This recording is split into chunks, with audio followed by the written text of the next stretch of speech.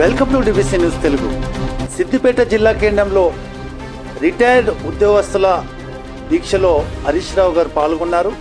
ప్రస్తుతం మీడియాతో మాట్లాడుతున్నారు, చూద్దాం.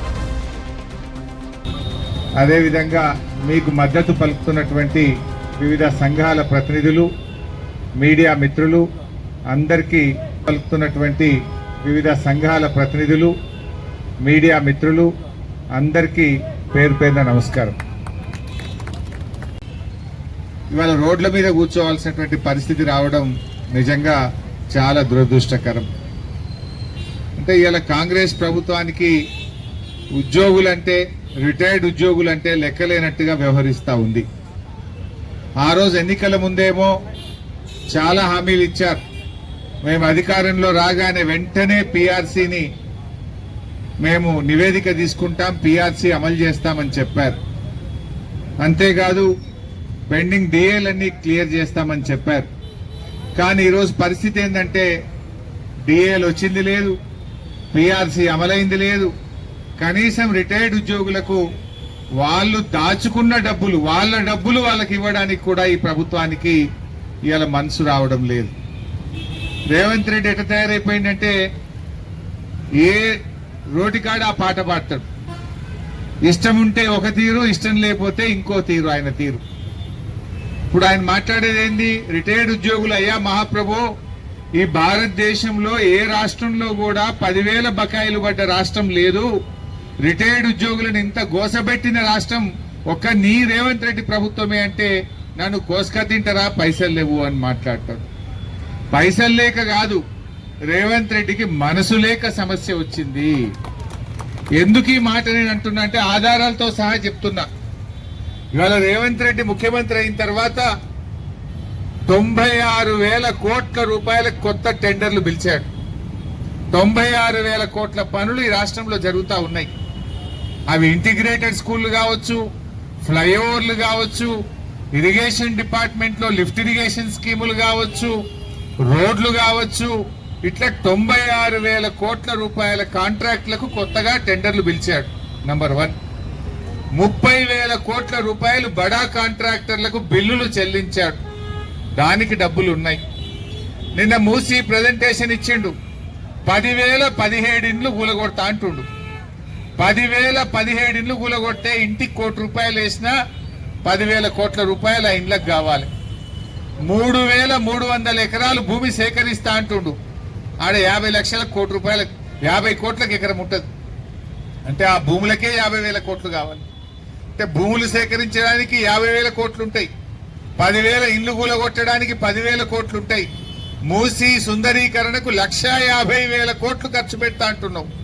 మరి 1,50,000 కోట్లు మూసి సుందరీకరణకు ఖర్చు పెట్టడానికి నీ దగ్గర డబ్బులు ఉంటాయి. మా రిటైర్డ్ ఉద్యోగులకు వాళ్ళ డబ్బులు వాళ్ళకి ఇచ్చేయడానికి నీకు డబ్బులు లేవా?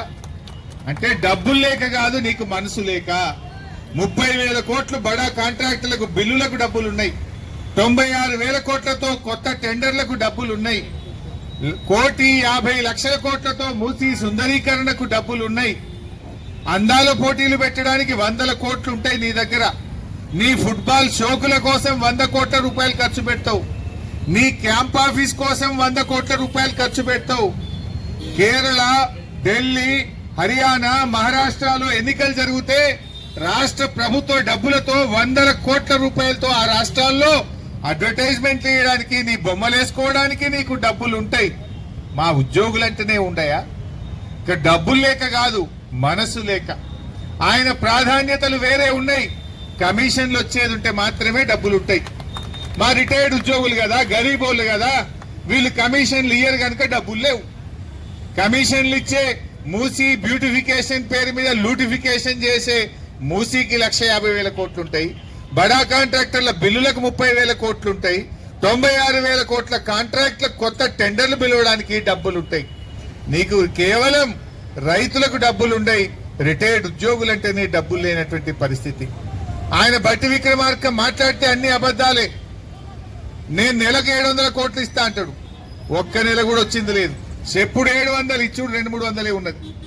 అంతా మోసమే తప్ప ఎక్కడ ఆయన మాటల్లో నిజాయితీ ఉన్నటువంటి పరిస్థితి లేదు. ఇలా రాష్ట్ర ప్రభుత్వం కేవలం ఉద్యోగులను ఒక చిన్న చూపు చూస్తూ ఇలా ఎంత బాధపడుతున్నారు పాపం, ఎన్ని ప్రాణాలు పోతా ఉన్నాయి. ఇప్పుడు రిటైర్ అయిన తర్వాత పిల్లల పెళ్లిళ్ళ కోసమో వైద్యం కోసమో ఆ రిటైర్ అయినాక శేష జీవితం అన్న కొంత మనమలో మనమదానులతో సంతోషంగా ఉండాలనుకుంటారు. ఇవాళ కంటి మీద నిద్ర లేకుండా చేసిండు. ఇవాళ ఎన్ని ప్రాణాలు పోయినాయి అంటే దాదాపు రాష్ట్రంలో 60-70 రిటైర్డ్ ఉద్యోగులు పెన్షన్ బెనిఫిట్లు రాక మనోవేదనతో వైద్యం అందక ఇవాళ 60-70 మంది రిటైర్డ్ ఉద్యోగుల ప్రాణాన్ని పొట్టన పెట్టుకున్నాడు రేవంత్ రెడ్డి. 60-70 మంది చావుకు కారణం రేవంత్ రెడ్డి ప్రభుత్వం. ఇలా మైసయ్య అనే ఒక ఎస్ఐ ఖమ్మం జిల్లాలో ఆయన పాపం వైద్యం అందక ఆసుపత్రిలో ప్రాణాలు విడిచిండు మైసయ్య. 30 లక్షలైనవి, అప్పు హుట్టట్లే, వైద్యానికి డబ్బులు లేవు, రిటైర్మెంట్ డబ్బులు రాక మైసయ్య చనిపోయినటువంటి పరిస్థితి. మొన్న హన్మకొండలో స్టేషన్ గన్పూర్ ఎస్ఐ శ్రీనివాస్ పాపం వైద్యం అందక ఆసుపత్రిలో ట్రీట్మెంట్ అందక ఆయన తన బాధను సోషల్ మీడియాలో వెళ్లబుచ్చుకున్నటువంటి పరిస్థితి మనం చూసాం. అట్లే కొండయ్య టీచర్ గారు, రేవంత్ రెడ్డి గారి సొంత ప్రాంతం, ఆ రిటైర్డ్ ఉద్యోగి కొండయ్య సావు బతుకుల్లో మంచం మీద ఉండి నా దాచుకున్న డబ్బులు, నా పెన్షన్ బెనిఫిట్లు దయచేసి అందియండి అని చెప్పి ఉపాధ్యాయుడు కొండయ్య మొరబెట్టుకున్నటువంటి బాధలు మనం చూసాం. అదేవిధంగా బాలకిషన్ సిఐ గారు పాపం ఆయన రిటైర్మెంట్ బెనిఫిట్లు రాక బిడ్డను అల్లుడు విడిచిపెడితే ఆ మనోవేదనతో గుండెపోటు వచ్చి బాలకిషన్ సిఐ గారు వరంగల్లో చనిపోయిన పరిస్థితి మనం చూసాం. ఇంకా ఎన్ని ప్రాణాలు పోవాలి, ఇంకెన్ని ప్రాణాలు పోతే రేవంత్ రెడ్డి గారికి సోయ వస్తుంది. రేవంత్ రెడ్డి గారికి ఇంకా ఆయన ఎప్పుడు కళ్ళు తెరుస్తాడో అర్థమైతలేదు. అయితే ఇక్కడ ఒక విషయం చెప్పాలి మీకు. తెలంగాణ వచ్చిన తర్వాత మరి బీఆర్ఎస్ ప్రభుత్వం ఉన్నప్పుడు 92,582 మంది ఉద్యోగులు రిటైర్ అయ్యారు. 92,582 మంది 9.5 ఏళ్ల బీఆర్ఎస్ కాలంలో రిటైర్ అయ్యారు. చాలా మందికి రిటైర్ అయిన రోజే ఇచ్చాం, తప్పితే నెల లోపల అందరికీ డబ్బులు ఇచ్చాం. అంటే ఆ రోజు కేసీఆర్ గారు ఇవ్వగలిగినప్పుడు నువ్వెందుకు ఇస్తలేవు అంటే నీకు మనసు లేదు, నీ ప్రాధాన్యతలు వేరున్నాయి. 2014-15లో 14,698 మంది రిటైర్ అయింది. 15-16లో 17,250 అయిండ్రు. అదేవిధంగా 17-18లో 18,591, 18-19లో 13,651, 19-20లో 7,414, 20-21లో 8,344,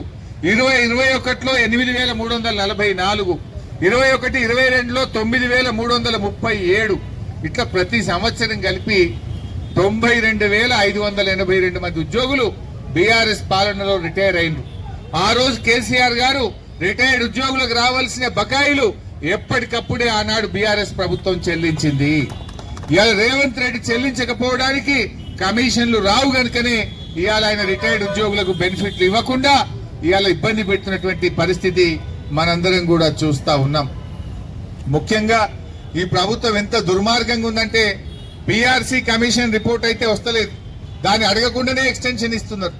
ఈ రిపోర్ట్ వస్తే పైసలు ఇవ్వాల్సి వస్తుందని, జీతాలు పెంచవలసి వస్తుందని పీఆర్సీ కమిషన్ కు ఆటోమేటిక్ ఎక్స్టెన్షన్లు ఇస్తా ఉన్నారు. అదే విద్యా కమిషన్ రిపోర్ట్ వచ్చింది, అదెంత గొప్ప రిపోర్ట్ అంటే టీచర్లకు జీతాలు ఎక్కువ ఉన్నాయి తక్కువ చేయమంటుంది. నీ పని విద్యా కమిషన్ రిపోర్టా జీతాల రిపోర్టా? జీతాలకు రిపోర్ట్ ఇవ్వాల్సి ఉంటే నువ్వు అది పీఆర్సీ ఇస్తుంది, విద్యా కమిషన్ ఎందుకు ఇవ్వాలి? అంటే ఉపాధ్యాయులను తక్కువ చేసి చూపే విధంగా, ఉపాధ్యాయుల యొక్క గౌరవాన్ని తగ్గించే విధంగా ఇవాళ విద్యా కమిషన్ రిపోర్ట్ ఇచ్చింది. అది విద్యా కమిషన్ రిపోర్ట్ కాదు, రేవంత్ రెడ్డి రిపోర్ట్. రేవంత్ రెడ్డి ఆలోచనలకు అనుగుణంగా ఆయన రిపోర్ట్ ఇచ్చినటువంటి పరిస్థితి ఉంది. ఉపాధ్యాయులకు జీతాలు ఎక్కువ ఉన్నాయి తక్కువ చేయాలనేటువంటి రీతిలో ఇవాళ ఉపాధ్యాయులను అవమానపరిచే విధంగా ఆ విద్యా కమిషన్ రిపోర్ట్ ఒకవైపు ఉన్నది. బట్ ఏది ఏమైనా ఈ రిటైర్డ్ ఉద్యోగులకు 10,000 కోట్ల బకాయి అనేది రాష్ట్ర ప్రభుత్వానికి పెద్ద విషయం కాదు. ఇవాళ రేవంత్ రెడ్డి గారు మల్లన్న సాగర్ నుంచి హైదరాబాద్ కు మూసీలో నీళ్లు పోయడానికి 9,000 కోట్లతో టెండర్ పిలిచిండు. ఒక్క మల్లన్న సాగర్ నుంచి మూసీకి తీసుకుపోయే పైప్ లైన్ ముచ్చట కాదు, 20,000 మంది ఉద్యోగులకు పరిష్కారం అయిపోతారు కదా. ఒక్క ప్రాజెక్ట్ విలువ కాదు, మరి దానికి పైసలు ఉన్నాయి కదా నీకు. పైపులు నేను రాంగా చూసుకుంటూ వచ్చిన ఫుల్ స్పీడ్ లో పనులు అవుతున్నాయి, పైపులు అవుతున్నాయి. మరి 9,500 కోట్లతో మల్లన్న సాగర్ నుంచి నీళ్లు తీసుకుపోయి మూసీలో పోస్తా అంటున్నావు, దానికి పైసలు ఉన్నాయి. కానీ మా 20,000 మంది రిటైర్డ్ ఉద్యోగులకు బెనిఫిట్ చేయడానికి మీకు పైసలు లేవా? ఇవాళ కమిషన్ల కోసం ఆ పనులు జరుగుతున్నాయి, ఇక్కడ కమిషన్లు రావు కనుకనే ఇవాళ రిటైర్డ్ ఉద్యోగుల ఉసురు పోసుకుంటున్నావు. నేను రిటైర్డ్ ఉద్యోగుల్ని కోరేది ఒక్కటే, ప్రజల్ని చైతన్యపరచండి. ఈ ప్రభుత్వం యొక్క ఫెయిల్యూర్లను ఎండగట్టండి. ఈ ప్రభుత్వం ఏ రకంగా రైతుల్ని మోసం చేసింది. 3 సార్లు రైతు బంద్ వేయలేదు, పంటల బీమా రాలేదు, రైతు బీమా రావడం లేదు, పంటలకు బోనస్ రావడం లేదు, ఇవాళ రుణమాఫీ జరగడం లేదు. రైతుల్ని ఎట్లా మోసం చేసిందో ప్రజలను చైతన్యపరిచే పని చేయండి. ఇవాళ ఉద్యోగులను సంఘటితం చేయండి. ఇవాళ ఆర్టీసీని ప్రభుత్వంలో విలీనం చేస్తామని ఆర్టీసీ ఉద్యోగులను కూడా మోసం చేసిండ్రు. మహాలక్ష్మి ఇస్తామని మహిళల్ని మోసం చేసిండ్రు. ఇలా అన్ని మోసాలే. 6 గ్యారంటీలని బాండ్ పేపర్ల మీద సంతకాలు పెట్టి ఇవాళ ప్రజల్ని మోసం చేసిండ్రు. చివరికి మిమ్మల్ని కూడా మోసం చేస్తా ఉన్నారు. దీనికి ఒకటే, తప్పకుండా మేము అసెంబ్లీలో మీ గొంతుకై ప్రశ్నిస్తాం. మీ గొంతుగా, మీలో ఒకడిగా మీ బాధను తప్పకుండా శాసనసభ వేదికగా ఈ ప్రభుత్వం మీద ఒత్తిడి పెంచుతాం. ప్రభుత్వం మెడలు వంచుతాం. మీ బకాయిలు వచ్చే విధంగా బీఆర్ఎస్ పార్టీ పక్షాన మేము పోరాడతామని చెప్పి మీకు ఈ రోజు హామీ ఇస్తా ఉన్నా.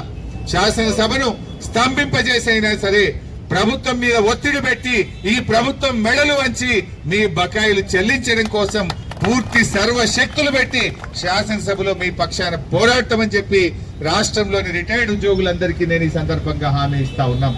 ఎందుకంటే ఇది చాలా న్యాయమైనటువంటిది. ఈ వయసులో ఈ ఉద్యోగులను మనోవేదన గురి చేయడం మంచిది కాదు.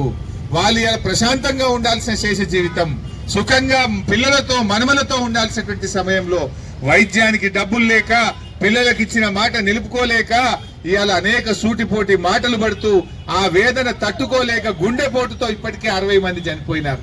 ఇంకెంతమంది చెప్తావు రేవంత్ రెడ్డి? చాలదా 60 మందిని పొట్టన పెట్టుకున్న జాలదా నీకు? ఇంకా నీ మనసు కరుగుతలేదా? నీ గుండె కరుగుతలేదా? ఎందుకు వీళ్ళని ఇవాళ రోడ్ల మీద కూసంగా పెడుతున్నావు? ఇళ్లలో ఉండాల్సిన ఉద్యోగులు ఇవాళ రిటైర్ అయినాక 30 ఏళ్లు సేవ చేసినాక ఇవాళ రోడ్డు మీదకి తెచ్చిన వాళ్ళ జీవితాలను మండు టెండర్లో ఇవాళ నిరాహార దీక్షలు చేసేటువంటి పరిస్థితి రిటైర్డ్ ఉద్యోగులకు వచ్చిందంటే ఈ ప్రభుత్వ చేతగానితనం వల్ల, ఈ ప్రభుత్వానికి ఉద్యోగులంటే లెక్కలేనితనం వల్ల ఈ రకమైనటువంటి పరిస్థితి ఏర్పడ్డది. తప్పకుండా మేము గట్టిగా మీ పక్షాన ఉంటాం. మీరు కూడా సంఘటితపరచండి. ఇవాళ అన్ని పట్టణాల్లో ఆయన ఏమనుకుంటుండో, మున్సిపాలిటీ ఎన్నికల్లో ఓట్లు పడ్డాయి కదా, వీళ్ళకి ఇస్తే ఎంత, ఇవ్వకపోతే ఎంత అనుకుంటుండు. బిడ్డ, నీకు సురుకు పెడితే, నీకు కర్రు కాల్చి వాత పెడితేనే నువ్వు చక్కగా అవుతావు. ఇవాళ మా ఉద్యోగులు, మా రిటైర్డ్ ఉద్యోగులు కూడా సంఘటితమవుతున్నారు. తప్పకుండా నీకు తగిన గుణపాఠం చెప్తారు. జాగ్రత్త.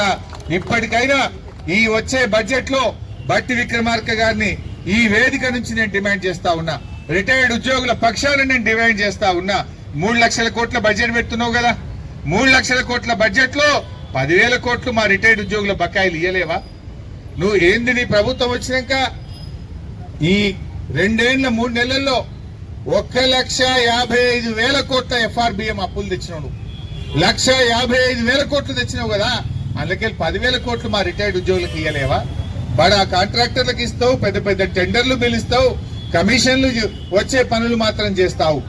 ఇవాళ దయచేసి బట్టి గారు ఈ రిటైర్డ్ ఉద్యోగుల వేదన అర్థం చేసుకో. ఈ బడ్జెట్ లో ప్రత్యేకంగా 10,000 కోట్లు పెట్టి రిటైర్డ్ ఉద్యోగుల బకాయిలన్నీ చెల్లించే విధంగా బడ్జెట్ రూపకల్పన చేయాలని చెప్పి కూడా ఆర్థిక మంత్రి గారిని డిమాండ్ చేస్తూ అందరికీ నమస్కారం. జై తెలంగాణ.